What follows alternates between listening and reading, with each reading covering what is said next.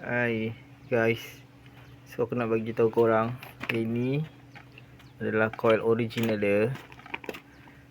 Kalau korang tahu, kau tengok ni, original dia ni, kilang ni, made in China. Ori baik, made in China. So ni pun sama, made in China.